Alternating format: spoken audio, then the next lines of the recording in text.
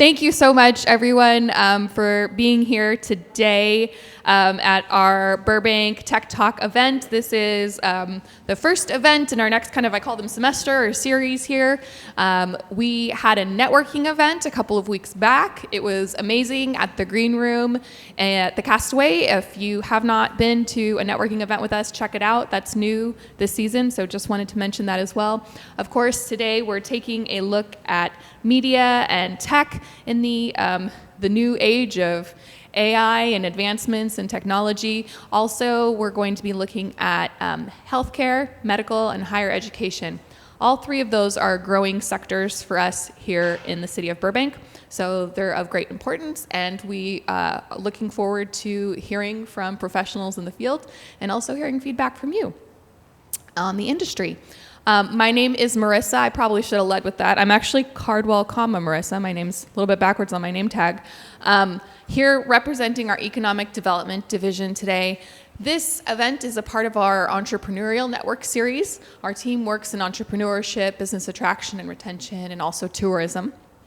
Some of the services that we offer for entrepreneurs, small business owners, and large business owners like yourselves include one-on-one consulting services, free in-business training services for you and your employees, business concierge assistance through permitting processes, land entitlements, developments, anything you could need as a business owner. We want to be your one point of contact. So please feel free to reach out to myself or our team. We're happy to help you with any issues, concerns, questions you may have. On that same note, I want to talk about a little bit why Burbank is a great place for business. Hopefully you all know about our highly educated, highly skilled workforce, jobs rich in entertainment, media, technology, more than 1,000 media companies in the city, high-speed fiber optic network provided by our very own Burbank Water and Power. If you have questions about that, you can ask afterwards in the back. And then also access to amazing creative co-working spaces, much like Tailored Space, where we are today. A great opportunity to check out how you might want to start your business, what area you might want to be in, grab a hot desk here, and then when you're ready, contact me. I'll get you a brick and mortar, 2,000 square feet, a nice little spot. We'll get you started, right? That's the next step. So I'd like to introduce Brittany from TailoredSpaces. She's going to give a little bit of an overview about the space here, and then we'll go ahead and jump into the program.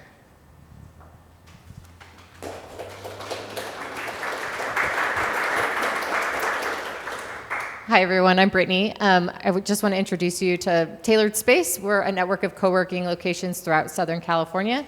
This is our newest location here in Burbank, so we're very excited about that. We offer everything from private offices, suites, virtual offices, hot desks, as well as conference rooms if you're looking for, obviously this event space, and we have a recording studio as well. Everything is month-to-month. We pride ourselves on being all-inclusive and very community-focused. We're very excited to be here in the city of Burbank. They've been wonderful to work with, so we're thrilled to get this kicked off. We have free day passes for everyone who's here today, so if you want to stop by the desk on your way out. We also have a raffle for a free hot desk for 3 months. So stop up by the front desk and we're happy to show you around or give you any more information. Thanks. So thank you so much to our hosts. A little bit of housekeeping. If you have not yet heard, restrooms are up the stairs.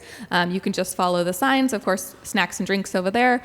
And I know most of you probably already have your phones on silent because it is 2025, but just in case, why don't you go ahead and silence your phone so we can have you interacting and active in today's panel. So without further ado, I'm going to turn it over to Nova and get the rest of the team up here.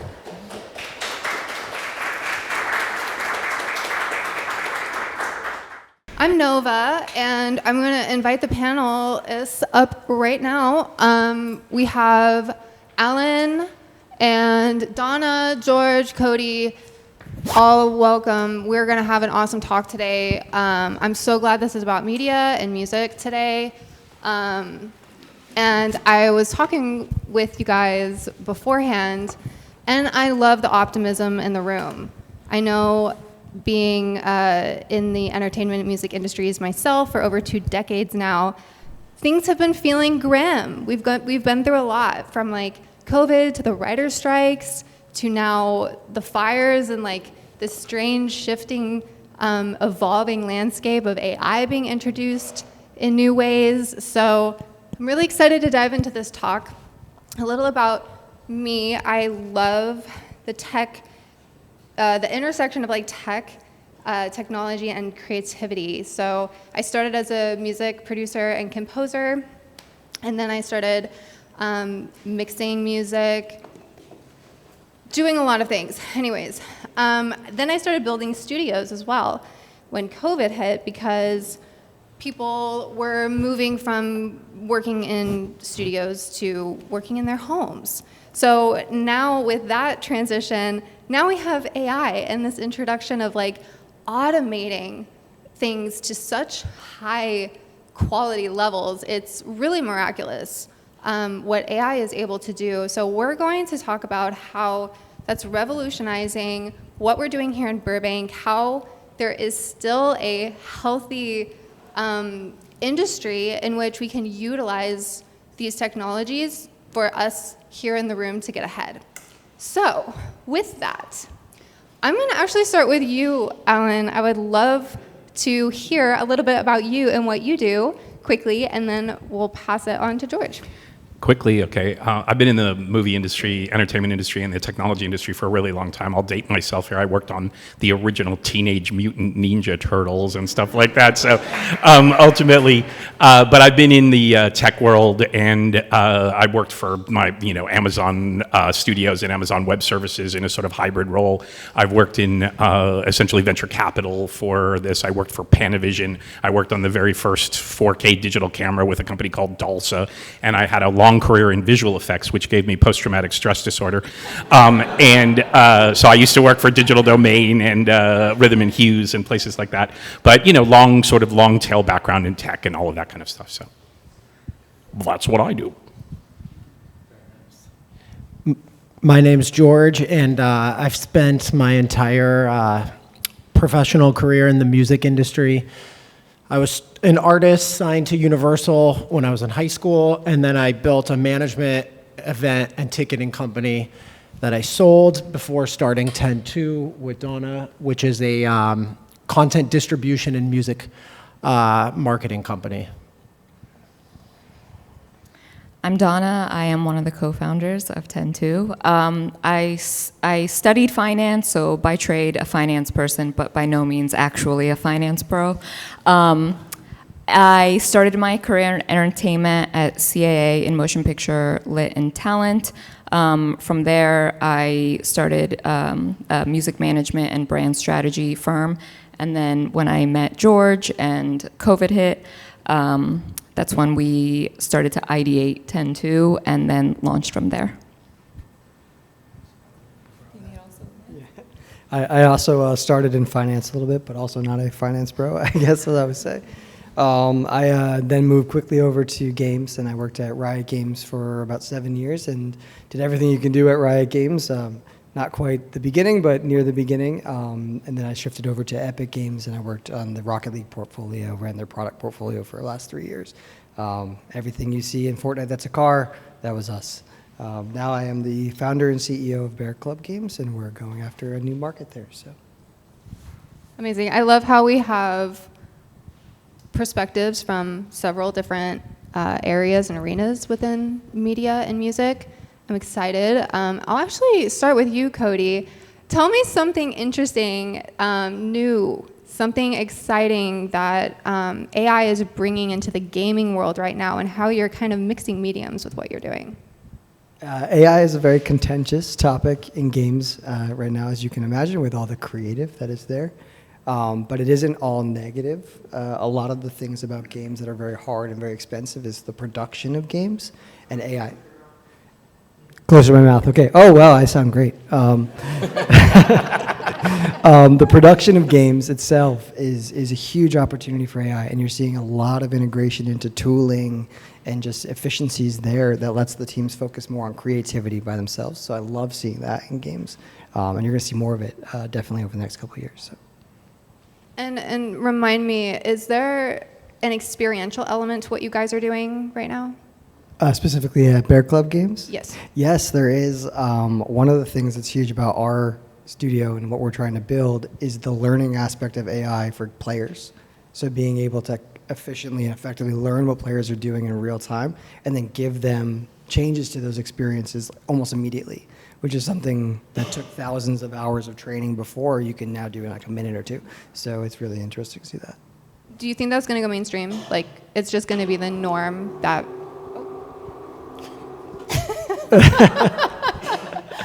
I hope so, but I hope we're first. But no, yeah, I think it will become the norm. For context, a lot of my experience early on at Riot was behavioral experience, was like understanding player behavior, and we definitely spent manual hours doing this. You can already see that going away. It's already turning into a very automated process. It's learning player behavior. Okay, yeah, well, we love the sound of that. Alan, I'm curious, is there a similar mixing of mediums and evolving landscape within visual effects and film and like everything that's being made production-wise in this town right now with the advancement of AI? Yeah, I'll say definitely the AI also is very contentious, obviously, within the movie industry. I do a lot of these talks, and I've embraced AI, you know, kind of in a huge way, but I'm always getting chased around by the Frankenstein villagers with pitchforks and torches, you know, who are like, "You are the devil!" Ah! And so ultimately, though, yeah, there, you know, but here's the thing, you know, there's this kind of hype layer to it. Like, I'm sure you guys have all heard of the Tilly Norwood story, right? The AI actress that's going out. And I mean, honestly, it's such BS.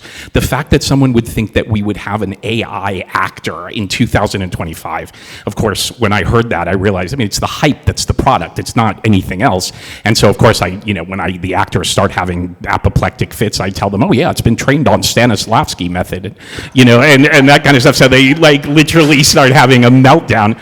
But, you know, honestly, the real effect of AI is in the low level stuff. You know, I was in the visual effects industry for many years, and how many people know what rotoscoping is? Do you know what rotoscoping is? Okay, so roto is one of those things that's like someone punching you in the head repeatedly, and the automation that can come from that, from AI, is an incredible efficiency win, and it goes across the board with things like paint work, all the kind of low-level visual effects stuff, and we all know there's just not that much money in the sort of ecosystem anymore, so we have to be really smart about it, and that's where AI comes in.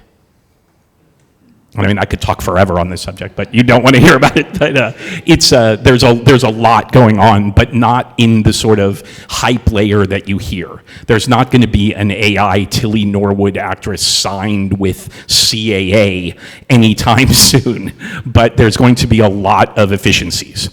So. Yeah, maybe, you know, where you're feeding it essentially an already generated script that would have been on the teleprompter. Sure, I think it's already happening in China, to be honest with you.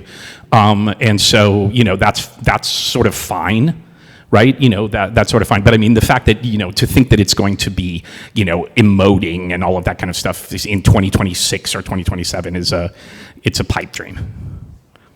But as you and I were talking about, AI has already affected the industry. I mean, back in the days when I worked in visual effects, we have a tool called Massive, and Massive was a crowd simulator. And remember, we used to hire extras, right? We don't hire extras anymore. When you need 10,000 Roman soldiers coming over a hill, that was done 10 years ago with machine learning.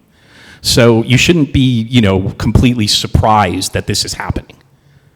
Yeah, and I do want to circle back on this and dive deep about like the workflow and like how there are actually new opportunities with AI and how there needs to be prompters and operators of it. But for now, I do want to kind of go back to, you know, the financial aspect of this and how there's so many artists out there and creatives who have built businesses in these industries and are looking, okay, well, what's next? How can I get ahead? And so I want to talk with you, George or Donna, whoever, if you feel to touch on this.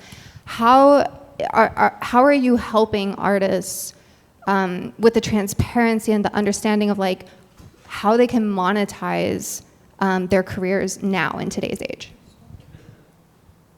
I want to comment real quick on what he said. So I kind of disagree with that because there was this AI AI's been around forever. It's just like a consumer-facing term now. But there was this influencer called Little Michaela on Instagram 7-8 years ago. Avatar, and a friend of mine was behind it, and they were generating, it was a 7-figure-a-year business. Then at Wimbledon, they had that influencer this year who generated millions of dollars in brand deals, and then they came out and said, hey, it's an avatar. And now in the music industry, recently there was a musician who just signed like a $3 million deal to this company, Hallwood. Neil Jacobson, who used to run Geffen, started this. So I think that I think it's going to happen a lot sooner. I think people with this Sora 2, which we're seeing a lot of, people are comfortable with it. I think so I came up in a time like we joke, Donna and I joke, like pre-smartphone, pre-internet, and we're like the greatest generation ever because we know what life was before BC, whatever we want to call it, before whatever. And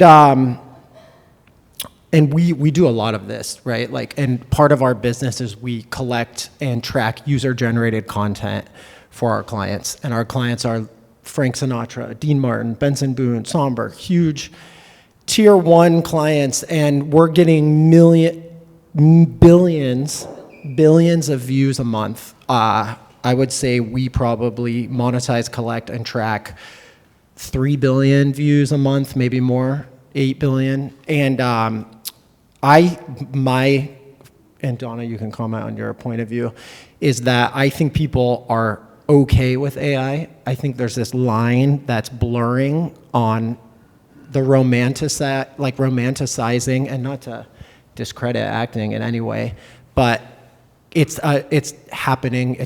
And if you don't accept it and move with it, and people are going to be comfortable with it, the Sora, like the Jake Paul thing going crazy, shows, I think, that it's going to happen a lot sooner if it hasn't already happened, right? Like we might be engaging with an avatar that we're unaware of, right? Possibly. So it'll be interesting to see. And in music, it's happening in a big way. Final thought, and then you can answer the question because I forgot it, is when the way we got exposed to this is we represent a big hip hop catalog, and one of our staff approached us and said, hey, there's this AI video last year that's actually really cool around our client's song. So we reached out to the guy, we brought him in, and we started working with him. And this was like pre-Suno, Udio, all that. Then all of a sudden, same employee goes, hey, there's this song going off on UGC in our system called BBL Drizzy, and you have to check it out. And it's this joke record this guy made using Suno. And then it was the center of the Drake-Kendrick beef that created Not Like Us, all of that. And it all stemmed, and there's a really good article on Billboard about it. And I think we realized, and we jumped on AI music very early, built a relationship with Suno, and realized that this is happening. Huge music producers are using it. There are songs right now in the top 100 that are being created with this tool, but people don't know. So like, I think it's very naive to think that people don't want it and it's not happening in pop culture. I also think that the productivity and workflow obviously is the primary thing right now that we're seeing that's the biggest impact. In music in particular, saying that AI artists and AI music and everything is going to replace all artistry and everything around an artist, I think that part is probably naive, because in music, film, TV, etc., but music in particular, there's a level of emotionality that I think other forums may not have as much. There's memory and attached to musicality, and I think diminishing that piece of the artistry, again, I'm speaking about music in particular, diminishing that to a single kind of AI tool or replaceability removes the elements of music that make us love music to begin with. Going to concerts, we all remember the first CD we bought. like all of those things, yes, AI will probably, is currently, and will continue to expedite the productivity and the production around it, but there's still a very fundamental core component of music that will take a while to replace. I totally agree, and that's exciting to hear because I want us to stick around. You know, like us humans. I'm rooting for us because, yeah, like I mean the emotion part of it, but also just the human connection, trust part of it. Like I know during COVID there was like a big social media switch up where people went from very like highly produced videos to just sitting in front of their camera and singing with the phone mic or whatever. And it's like, I think we went from like real to now we're like or we went from like very edited to very real. And now we're like kind of playing around with this AI, like super not just us in front of the camera thing.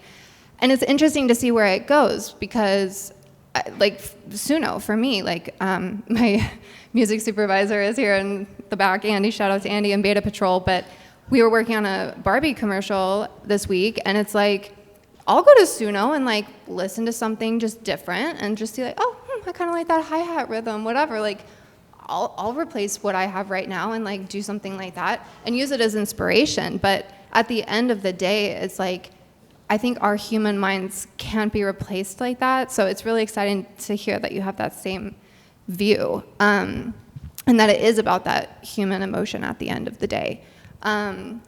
Okay, so I do want to circle back to the finance part of it. How are you helping artists tap into certain revenue streams online right now that otherwise wouldn't be tapped into?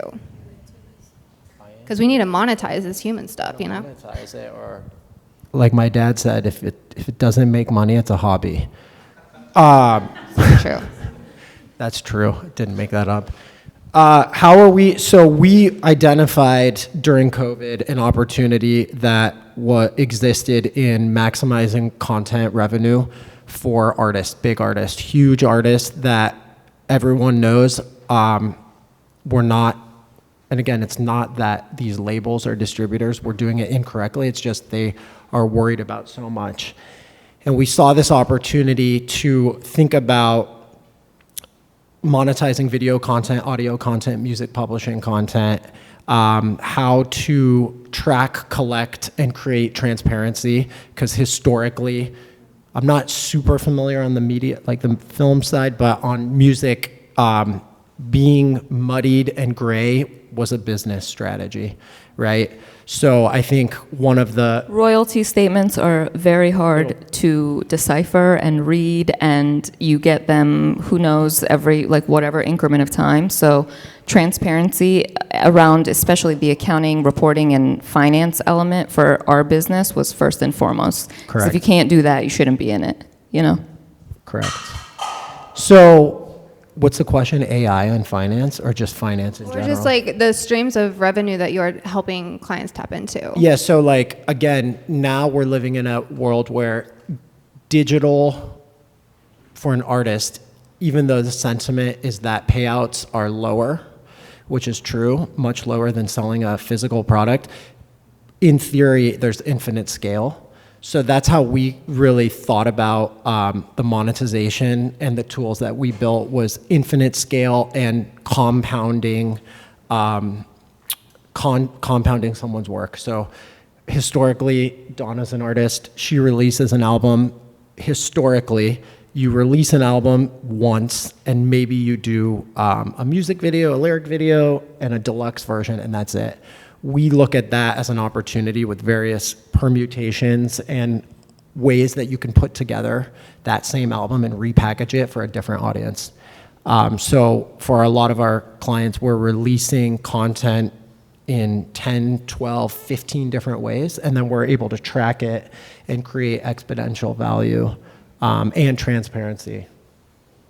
Interesting. Yeah. I do want to circle back to one thing you said about the Suno tracks being like major A-list producers are using this. Isn't that a legal nightmare though? Because they don't own the copyright then, right? Doesn't Suno? I don't think so.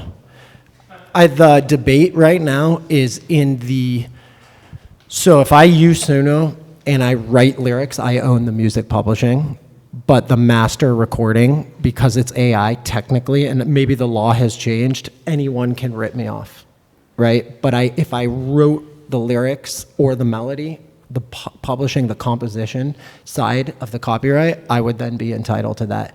But technically, and again, the law is evolving, but again, it's more about workflow than saying, hey, I'm gonna make an AI song and put it out, because anyone can. It's more about, hey, I'm an incredible producer and I can make 10 unbelievable songs a month.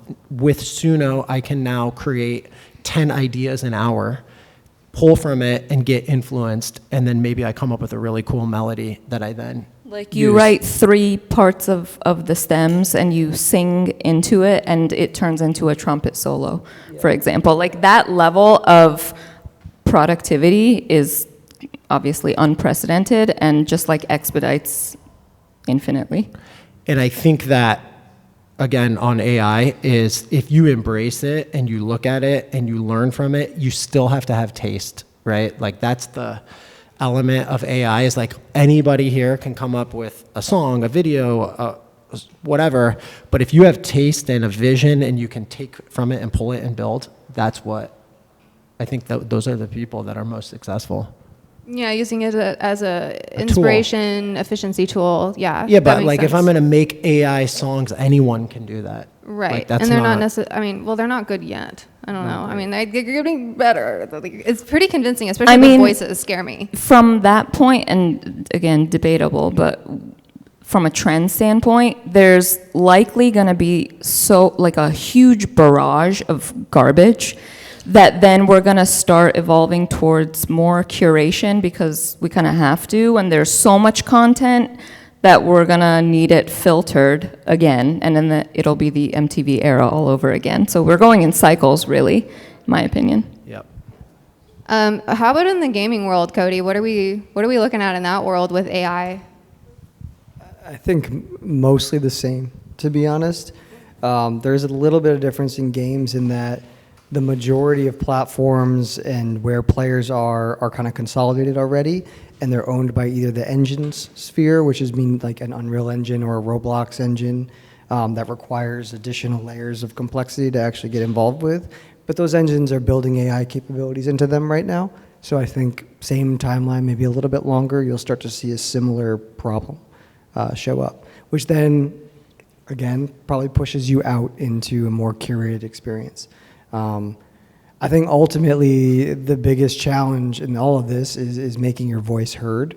Not like my voice heard, but like your content heard. So distribution is still the biggest problem for every kind of media layer.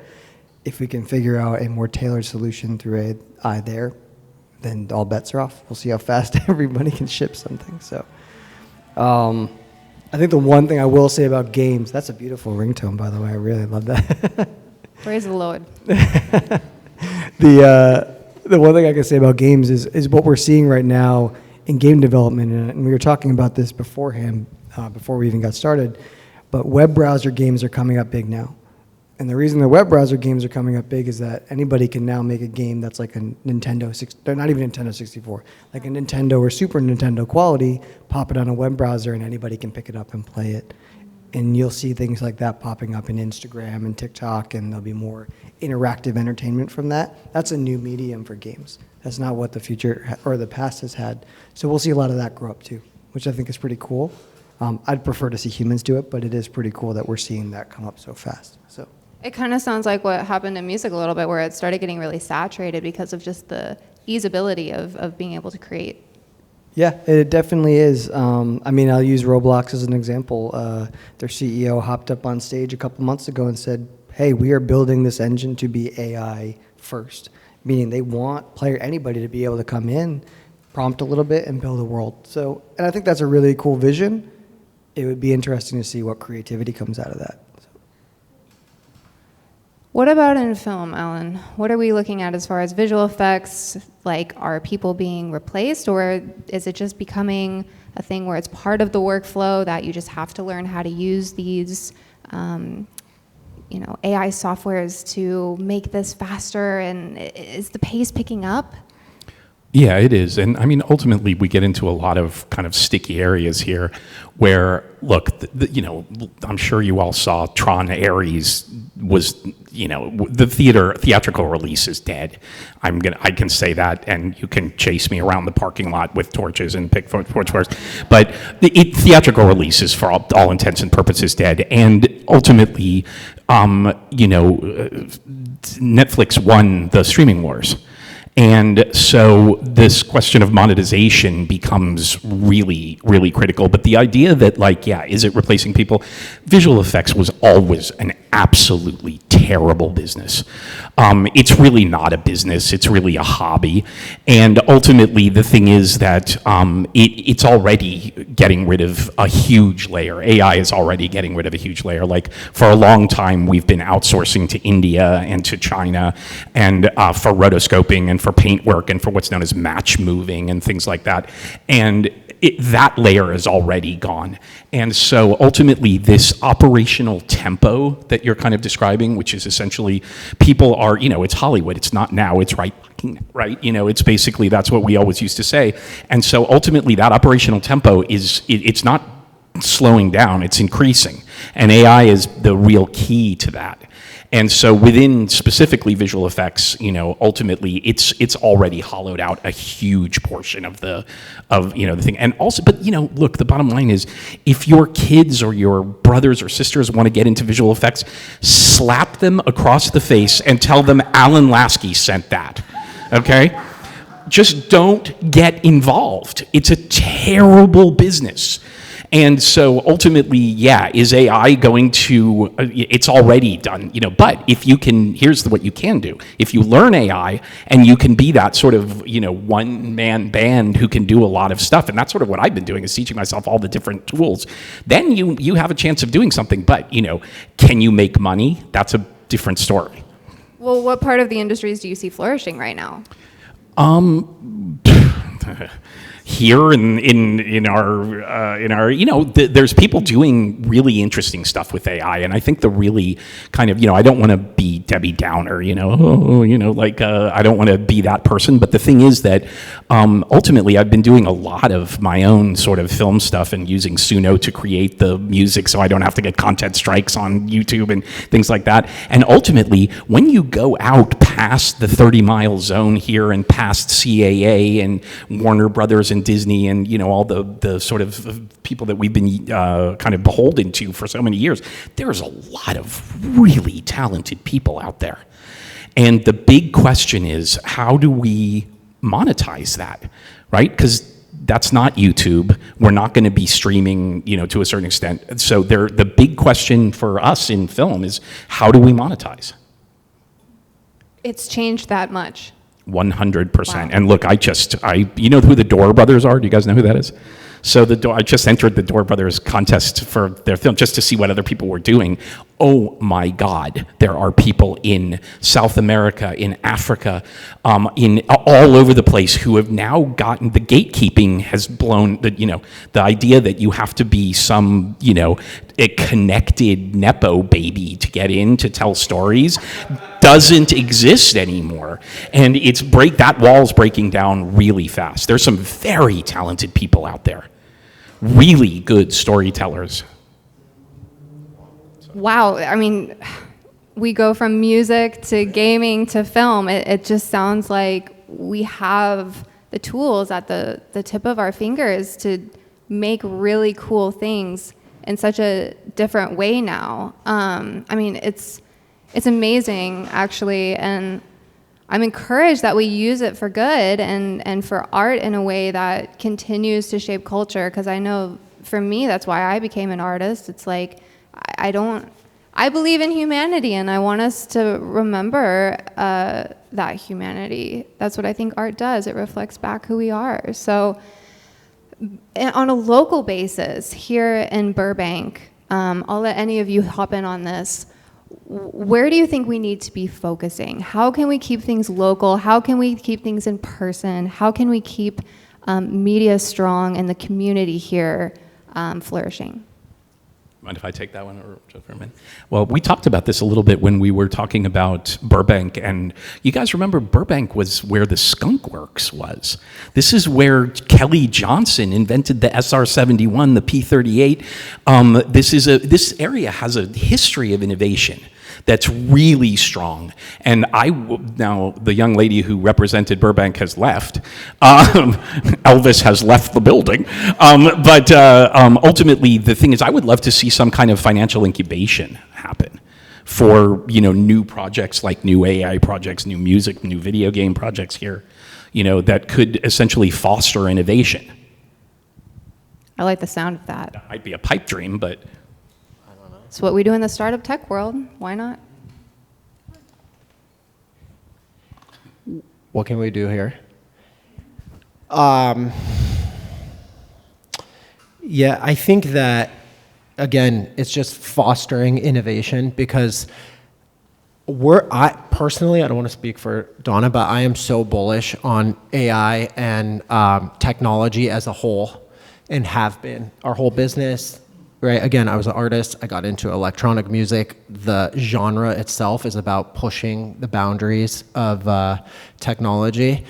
So I think from a creative services space, we have to reimagine what the future looks like. And it's, to me, music is becoming like the producer now has more leverage and power than ever, because if you have great ideas and you know how to articulate and you can use the tools, your output can become better and you can work with artists and create stuff historically you couldn't do. And I think that's cool. Again, it democratizes access, but then you need taste and you need to teach taste. And it's about, going back to Donna's point, curation and pulling back, like less is more in this digital era. And if you can create a culture and a community that teaches that, because they don't teach that in traditional education, I think you'll be a lot more successful, not only here, but you'll produce people who are more successful in life. What do you mean by less is more? Sorry. This is a Donna quote. But I think we live in an era now of like more content, more. If we're running a marketing campaign, more. We need 10,000 pieces of content, when in reality, you'd be more impactful with 100 really good ones, right? Or Netflix. Every time I open Netflix, it's like 90% bullshit, 8% stuff I've seen already, 1% of something that I actually watched through. It's like a joke. I never finish anything because it's just crap, right? So if we spent more effort on teaching quality, because we live in a culture and society now of like shortcuts, that, and again, saying, hey, technology is the lubricant to getting there faster. It's not, I'm stealing your line. It's not a shortcut. What's the line?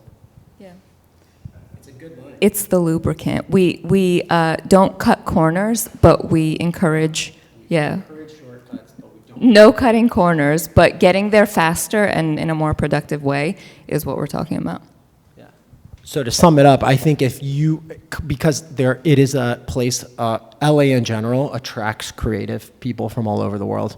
Now it's up to like saying, hey, whatever era we're in, 3.0, 4.0, is a different mindset. If we're trying to romanticize an era that is dead, MTV shut its doors, right, on video content yesterday. Great, it was awesome, it was a super important part of my life, but it's not the future, and you have to accept that. And I think like the entertainment industry as a whole, and it's all I've known, I was signed to a major, I managed artists on majors, and we still work with it, traditionally likes to look in the past than instead of look in the future. And I think like culturally we have to create an environment to foster that mindset. In a way, go ahead.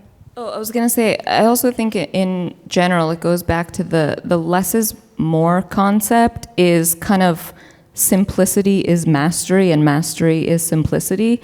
And what we always say, it goes back to the barrage of content and the voluminousness of content through AI and otherwise is gonna foster an era of needing to pull back. Like take off that accessory, that one accessory before you leave your house, look in the mirror, take off the earring. It's kind of that concept, because when there's an inundation and there's a lack of inherent quote-unquote quality with it, it's time for the pullback. It's time for the more curated experience, and that's what audiences will want, and it ebbs and flows, and trends go up and down. So I think, when there's a barrage, there's a corresponding pullback. Well, as a millennial, I'm so here for that. Oh my gosh. Do you guys remember when the artist release was a thing, like the countdown to the release date? I want that back. I want less is more again. Okay, I'm here for it. What about you, Cody? What do you think is keeping us here, local, community together, all the things? It's kind of funny. I'm listening to this, and I'm going to think about it from a games perspective. I don't know if a lot of people know that, but games as a whole, from an industry perspective, is very West Coast, California, Seattle, like up and down the coast. And over the last 5 years, China, Vietnam, like even India right now are taking a lot of the work that was done in the West Coast overseas, and it's showing up. Like you're going to see it in all the distribution channels. Most of the games that are doing really, really well have some kind of broad globalization tied to them. And I think to bring that type of business back to where we are today, and I think that's a very tough thing to do. But I think if you're going to try and do that, you have to cultivate a protective area of creativity like we're talking about in a almost cost-effective way. Because we're losing on cost right now. We're like 5 times more expensive to develop anything in Los Angeles. Like it's kind of absurd. But comes with that a lot of inefficiencies. There's comes with a lot of like Moneyball policies, basically down to the lowest common denominator. And I think there is room here to bring that talent into new exploration and taking bigger risks that we haven't done in the last 10 years. Use the new tools that we have, let people run free with them, and give them the space to deliver, and make that space Burbank, make that space Santa Monica, make that space LA. And I really think there's an opportunity to do that if we can kind of get out of that cycle of lowest common denominator wins. So I don't think there's a better place in the entire world from a talent perspective than where we are right now, especially in the games industry and the movie industry and music, right? So finding like the actual municipalities to support that would be huge. I also think that we have, over time, kind of moved away, locally even, have moved away from this sentiment of experimentation. It's become a kind of rinse and repeat. Oh, what's worked? Let's do the same thing over and over again, and love the Marvel universe, but it's basically that in a lot of ways. And the entertainment industry inherently was designed for experimentation and pushing boundaries, and we've moved very far away from that. And nobody wants to lose their job, I understand, but if the experiment goes wrong and you were the ideator of it, it's a bad look. But I think removing that just even a little bit allows people to feel freedom to experiment, and that's kind of why the entertainment industry exists to begin with. And I think starting that sentiment locally, et cetera, will help tremendously. I agree with that profoundly. Like I come from a product management background, and product management has become reduce risk at all costs to make the most money off of like the sponge squeezing, right? And I think what misses is that last step in, hey, I'm going to give you the information of where you should maybe go from a strategic perspective, but creatively, like take it and run with it and do something amazing. And if it fails, cool, at least we did all the risk assessment up front, so we know where we're going to fall if we fall. So like, I think that's missing, and we've lost that, and we can bring that back for sure. Yeah, I mean, that's any business. Risk, startup, it's like you don't know. There's no guarantee. So maybe we got a little comfortable in the process, it sounds like, and it's time to switch it up. What do you think, Alan? Yeah, I mean, to me, look, and please don't think that I'm anti-union or anything like that. I was an IATSE member for years, but that's one of the ice walls. that we're facing right now. Unfortunately, like, the thing is that there's this sense that, and look, I always use the Bronze Age collapse as the metaphor for this, where we've had a total systemic collapse. And ultimately, you talk to any producer and they will tell you, are you kidding me? Shooting in LA? You're insane. Literally, we're not going to ever do it again, considering the costs. And so ultimately, the thing is that we've hit a wall, and that sort of wall, it has to break down, but I don't know how to do it unless people die. They've just got to die off. I know that sounds horrible, and there's got to be this kind of layer that dies off, because I talk to people that I've worked with for years who are in the local 600 camera union and the local 80 grips and local 44 and all of that kind of stuff. And look, I know these people really well, but the bottom line is that that world doesn't exist anymore. And you and I had the discussion about the Yamato, the Japanese battleship that they built in World War II, that they set sail, that was literally obsolete by the time it hit the water. And I always tell people who want to do this job, don't be the deck gun coordinator on the Yamato. You're on a ship, and you're fighting a war that doesn't exist anymore. And of course, that's why I'm chased around the parking lot with, torches and pitchforks, because I'm trying to be as, kind of realistic as I can about this. And ultimately, I'm trying to, it's a bitter pill to swallow. I don't like it any better than anybody else, but we have to metabolize that.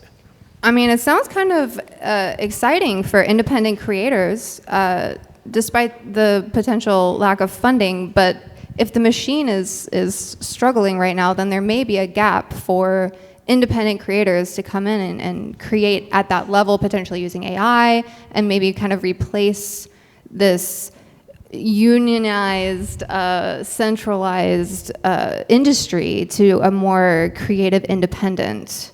And look, I spoke at another Burbank thing a couple of months ago that was run by the city of Burbank as well. It was run actually by the library of Burbank, with the world's most loony, and he was the great guy, Hubert, the librarian. But we had this came up, and look, the bottom line is we had a whole panel about kind of keeping work here with local government and all of that kind of stuff. There's got to be a kind of governmental sort of, there has to be a local government and kind of, really sort of, city of Burbank, city of LA, and not just Governor Newsom giving us $750 million in tax incentives. That's not going, great. So we can pay, we can do the same thing again over and over. We can make another Spider-Man. People like Spider-Man, but, look, the bottom line is that that's dying. Okay, so a little lightning round. Let's wrap this up. I'd be curious, just in a sentence or two, a bold prediction or opinion, what you think is coming within the next 5 years within your industry.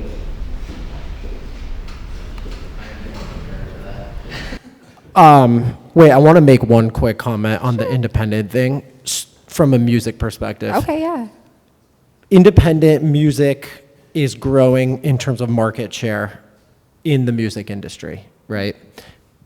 I think it's a combination of sheer release volume and just artists have more opportunities other than traditional record labels. But the risk that comes with that is the artist then has to build a team that looks very different than if you're signed to a major label, right? So all of a sudden, and we have a couple very big independent artists who have full-on infrastructures, and it's a different mindset. So I think that you hear like, oh, independent artists are thriving, or they're not thriving, but I could be successful. It's a completely different mindset, and I think it's really important to acknowledge that, right? Because that's a big deal. Like, you have to assemble a team that can then manage your infrastructure as a business, not just be an artist, and that's a completely different mindset. So what do you think in a little sentence, 5 years from now, what the artist's trajectory is going to look like? That is a very tough question. I think, unfortunately, the artist cycle has become shorter. because you have to be a marketer, an artist, you have to be everything. And fans forget about you quickly unless you're really prolific and you are really Kendrick Lamar, Adele, et cetera, can go away, put out an incredible body of work, concept tour it, but that's like the top of the top. I think that we're going to continue to see a lot of, like last year was one of the best years of breakout artists. If you watch that Grammys, it was unbelievable. Chappell Roan, Benson Boone, Sabrina Carpenter, Teddy Swims, it was like Doechii, it was unbelievable. So I think artistry is thriving and the tools but unfortunately I think the career cycle is shorter. And we have to think about empowering that and helping you create and stay relevant and not have to be so stressed out like, oh, I have to drop a song every 6 weeks, because that's what you do, Yeah, as far as from a music standpoint, I think, again, it ebbs and flows. I think we're going to go back to the era of the Madonnas and the Lady Gagas who create worlds around their personas, and that, again, fosters the longevity of career. It fosters the duration of their album cycles and their single cycles. In no world are hits any less valuable. The hits are the things that kind of keep the lights on, but ultimately, creating worlds and having fans that are committed and dedicated and interested in you and read the liner notes, remember that? That I think is gonna come back because we've been inundated with the TikTok singles, and the artists don't always match the hits, and we want to go back to that, and people are craving it. Yay, I love that prediction. Okay, and then what about in the game world? Anything crazy coming up, you think? I think only crazy is coming up. I guess if I were to do it in one sentence, I think you're going to see a lot of new IPs from smaller teams that publish and distribute along geopolitical lines. So a lot of relationships across borders, very specific relationships across borders. And then the teams that really nail like micro audiences are going to be the ones that succeed, and then they will get gobbled up by the big ones. I think a lot of consolidation. And that's for games. Games is kind of, no offense to the rest of you guys, games is kind of winning right now in terms of media dollars. I think you see a lot of big game publishers acting as M&A and buying up a lot of entertainment across the globe. So I'm excited for that, working in games, but it's going to be an interesting time, for sure. So, you want my prediction in film, or Yes, sir. or not? Well, I think ultimately the reality here is that we don't need to be the amazing Kreskin, because the first part of this has already happened. It's collapsing right now. I mean, when if someone had told me a couple of months ago that Warner Brothers would be up for sale, right? I mean, and Disney would be crashing and all that, I would say, are you insane? You're high. There's no way that's going to happen, but it is happening right now. We're literally in the middle of it right now. But, the thing that makes me excited is seeing the pockets of really crazy sort of guerrilla warfare. The one that I really love is the idea that, do you guys watch Flow? Have you seen Flow? Do you know what I'm talking about? It's the Latvian animated movie that two dudes made that won the Academy Award for Best Animated Picture. And they used open source software called Blender to do it. And they won the Academy Award. And it's an amazing film. I would highly recommend that you watch it. That's going to be the future. And what I love about this is that the gatekeeping is starting to break down. The gatekeeping to essentially making and distributing content is breaking down. And that's the most exciting thing, because you guys have, you can't get a meeting with, some of these people to pitch your idea, but now screw it. You go off and you do it yourself, like these two Latvian dudes did, right? Ultimately, that's what you do. And now with the rise of the really powerful AI tools, I think we're going to see some really interesting things. The big question then, of course, becomes, how does it get monetized? How do you get paid for it? right? Because the standard distribution channels have broken down completely. Wow, big times. We live in crazy pivotal moment here. Do we have time for like a question or two? Because I'd be curious where everybody's head's at. We got the guy in the glasses. Okay, we'll take 2 questions, and then I think our panelists have said that they will stay to answer them on your own. Introduce yourself. Yes, my name is Luis Vega. My understanding is that AI is not copyrightable, that things that are created using AI do not necessarily belong to the artist. The Getty had the first AI photography exhibit, and it was an issue because it was created with the usage of AI, and they couldn't copyright it. Are you aware of that, or is that? Of course. I come from a family of intellectual property rights lawyers, so ultimately, yes, I am well aware. And the thing is that ultimately, if you look at some of these, have you looked at like Disney versus Midjourney or any of that stuff? Do you read these cases? Yeah, I mean, these are, it's going to, how, are you a lawyer? How long do you think it's going to take to settle that one?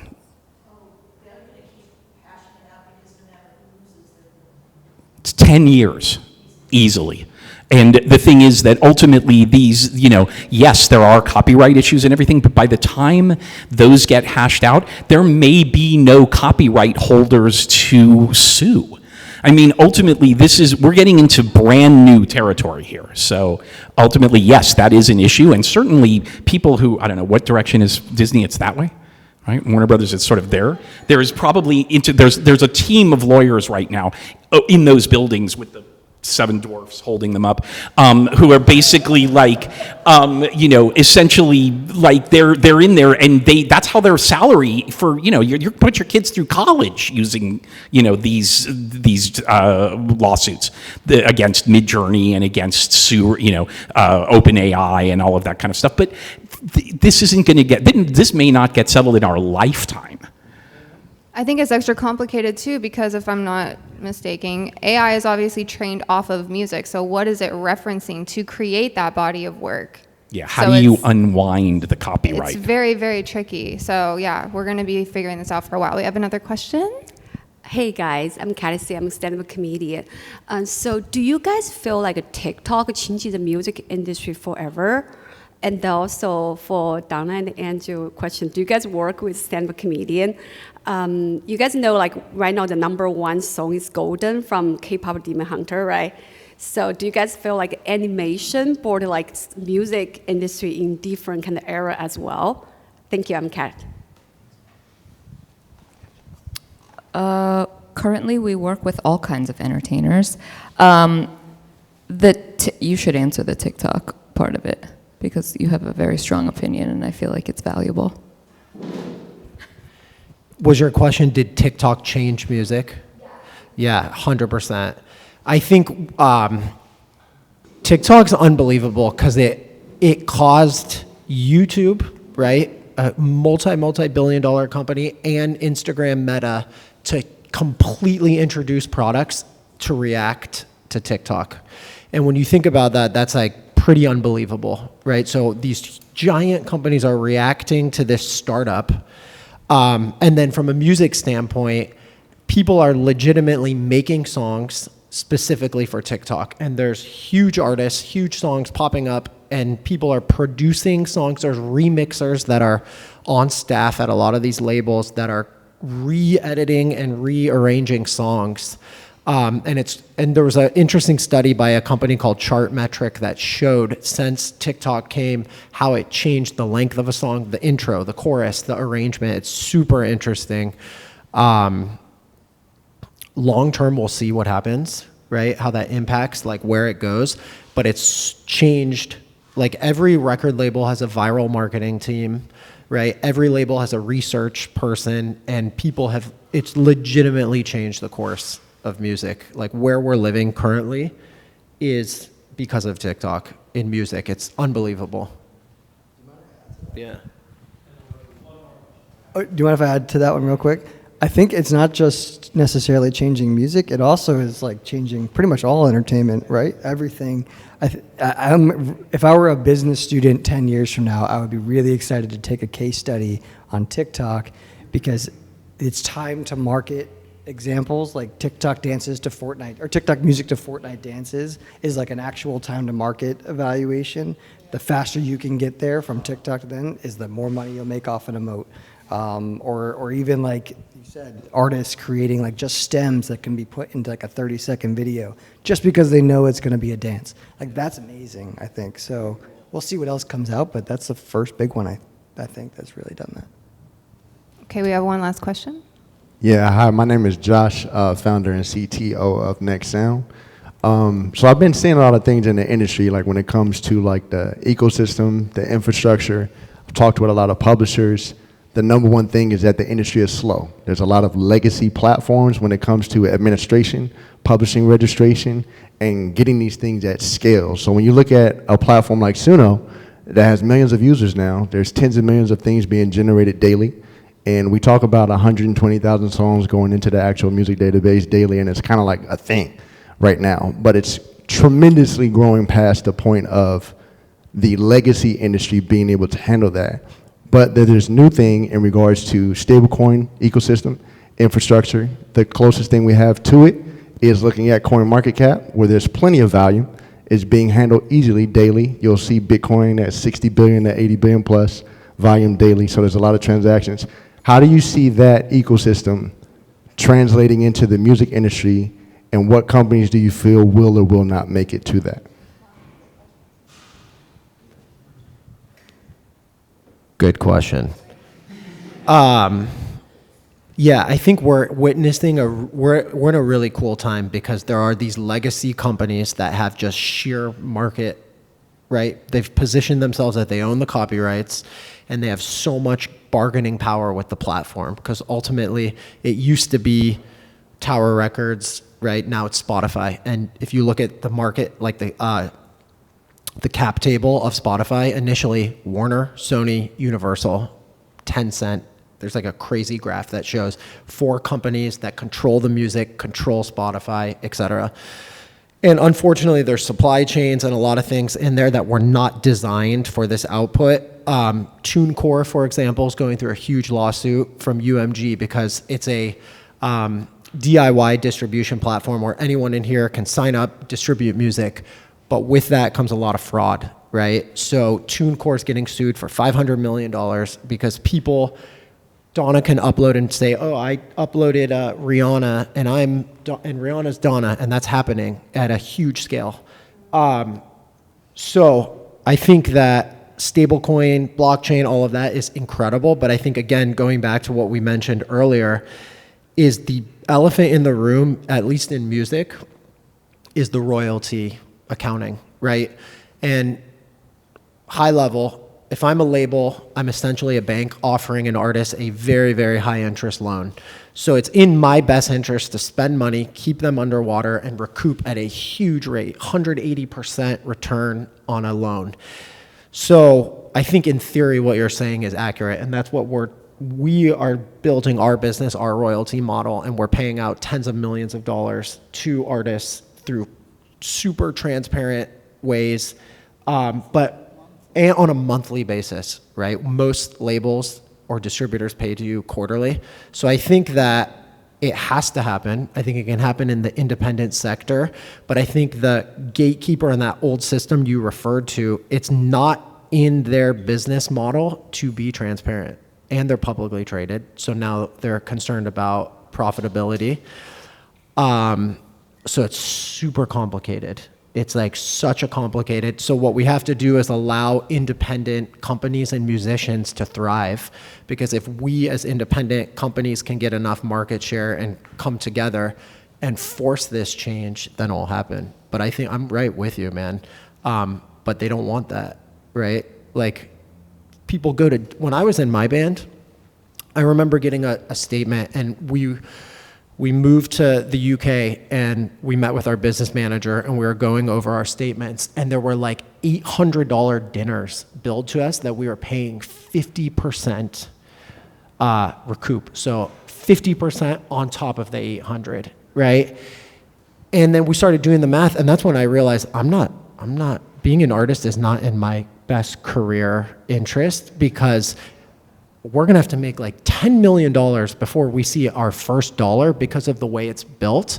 And we never approved these marketing expenses, et cetera, but that stablecoin system you mentioned, I think that's the future of it.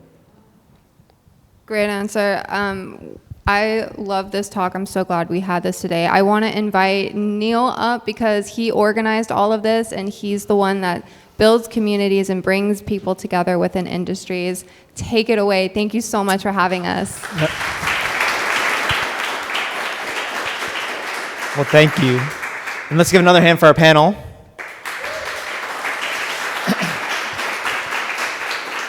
Yeah, I'm Neil with Rise Inside Partners. We convene innovation communities just like this, and I think some of the biggest things we heard of just how much change is happening. The biggest thing to do is show up and share with each other so that we kind of are level setting with each other and sharing knowledge quicker because change is happening so fast. So kudos to all of you for coming out tonight.